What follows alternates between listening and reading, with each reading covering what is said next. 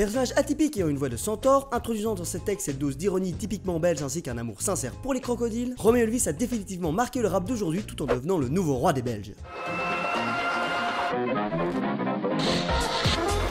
Morale 2016. Hey.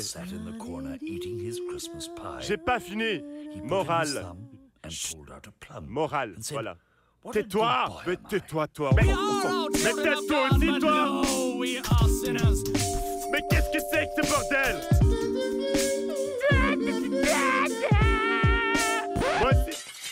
Romeo Johnny Elvis Kiki Van Laken, né le 13 décembre 1992 à Uccle d'une maman humoriste et d'un papa artiste plus connu sur leurs noms respectifs Laurent Bibot et Serge Van Laken, alias Marca, deux personnalités très populaires dans le petit monde belge, ce qui posera à Romeo quelques soucis lors de ses débuts, mais on en reparlera plus tard. C'est donc dès leur plus jeune âge que Romeo et sa petite sœur commenceront à pratiquer différents instruments tels que la guitare et le piano, ainsi que d'avoir cette chance d'être constamment bercé par mille et une musiques. Cependant, c'est à l'adolescence que tout se compliqua pour Romeo. En 2006, dès l'âge de 14 ans, il se fit virer de son école, le Cardinal Mercier à Braine-l'Alleud, et fut obligé de continuer ses études en qualification dans une école d'art à Tournai dans la province du Hainaut. C'est à l'internat de Saint-Luc qu'il découvrit la liberté de vivre qu'avec ses potes et bien d'autres notions comme la fête, la weed, l'art et la photo. C'est à cette même époque qu'il débuta le rap sous le conseil d'un ami. Le rap, moi j'ai commencé à écrire parce qu'un mec m'a dit « Ouais, c'est bien comment tu rappes les textes des autres et surtout comment tu mets tes mains et tout.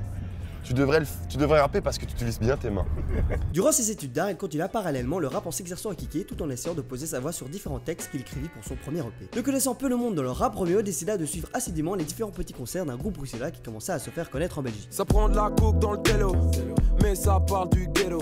Surtout ça, moi je m'interroge, bordel, je fume même pas de galop. Autant dire que Romeo était l'un de leurs plus grands fans, et cela l'un des membres de l'ordre du commun le remarqua assez vite. C'est via un SMS de Téléflingue, un membre du groupe, qui lui proposa de rapper ensemble que Romeo rencontra tout le reste du groupe. C'était le début d'une longue amitié et d'une collaboration qui se concrétisa dans son premier EP, Bruxelles. C'est devenu la jungle, contenant 6 titres avec plus de la moitié en featuring avec un membre de l'ordre du commun. Suivi d'un second EP, Famille Nombreuse, sorti en 2014. Ces deux EP sont très peu mélodiques, avec des instrumentales plutôt typées old school influencées par le style de l'ordre du commun, tout en ayant un flow rythmé par cette ambiance d'ancien rap. Des EP donc plus exercice que réellement artistique. C'est durant ces nombreuses beuveries avec les différents membres de l'ordre du commun que Romeo fera la rencontre de différents artistes qui à leur échelle aideront Romeo à faire de lui la star qu'il est aujourd'hui. Ces artistes sont Jean Jass, Le Motel, Caballero et pour finir L'Homme Pâle qu'il rencontra un peu plus tard. En 2015, vers ses 23 ans, Romeo termina ses études de photographie avec le diplôme en poche. La fin de l'année 2015 fut consacrée à la sortie de son premier EP, Morale, accompagné à la prod par Le Motel. Celui qui réinventa le style de Romeo en l'éloignant le plus possible du boom bap à 90 BPM où la Romeo ne pouvait que kicker pour l'amener vers des instruments plus ancrés dans la hoche de Chicago ou la Yuki Garage, permettant ainsi d'exploiter tout le potentiel de la voix grave de Romeo. Tout ce que je suis aujourd'hui, comment c'est arrivé, mon style musical, c'est grâce à lui aussi. Le 2 février 2016, date de sortie de l'EP Morale qui permit à Romeo de se faire un petit nom en Belgique. Avec un EP comme dit plutôt plus ancré instrumentalement dans la hoche de Chicago ou la Yuki Garage qui change grandement par rapport aux deux derniers EP de Romeo, Morale est un EP très négatif dans son ensemble, avec des titres comme Morale exprimant ici la rupture avec l'une de ses ex qui l'empêche d'aller de l'avant et d'ainsi profiter de sa vie, ainsi que La Voiture et Valise nous racontant l'histoire fictive du petit délinquant Samy qui mourra un peu plus tard dans Samy Part 3 dans l'album Morale de Luxe. Et je viens de vous spoiler,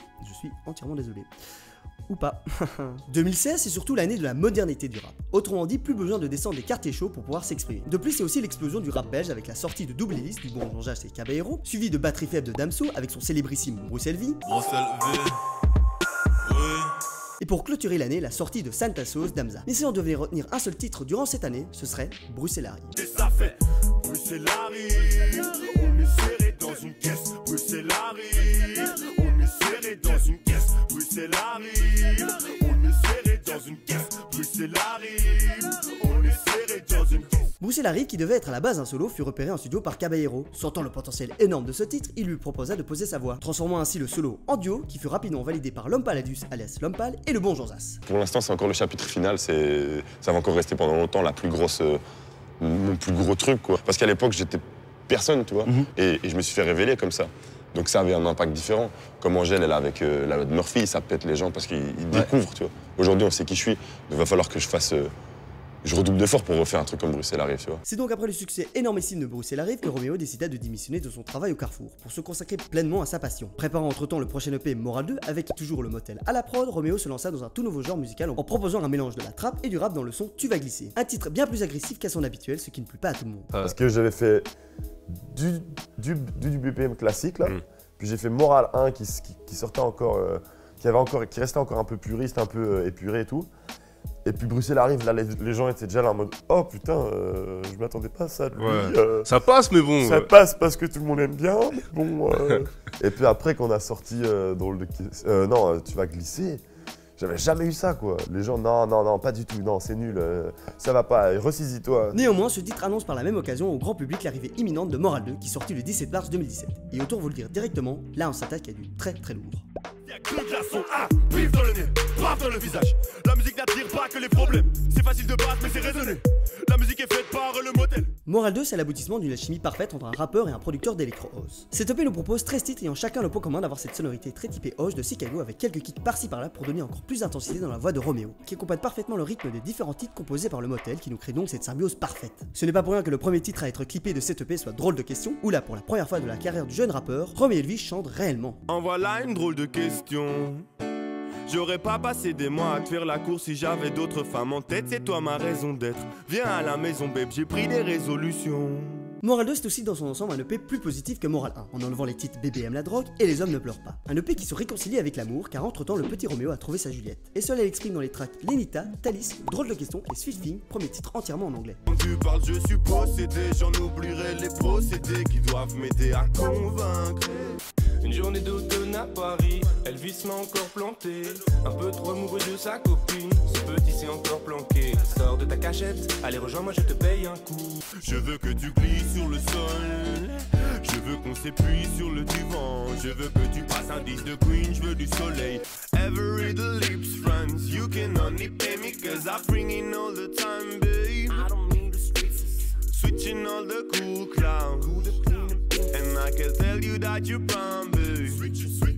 Romeo se permet même dans le titre Nappeux de remettre en question le fonctionnement des médias qui durant l'année 2016 et 2017 après les attentats à Bruxelles et à Paris n'ont fait que de broyer du noir, qui laissait sous-entendre au lecteur que c'était devenu la jungle à Bruxelles, alors que bien au contraire, culturellement et objectivement, Bruxelles ne s'est jamais aussi